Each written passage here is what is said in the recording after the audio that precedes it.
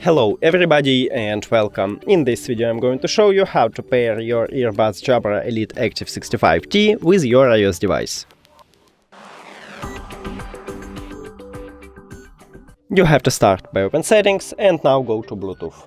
After that open the charging case and remove your earbuds from the charging case. Now press and hold both of the touch areas until this LED light starts flashing blue.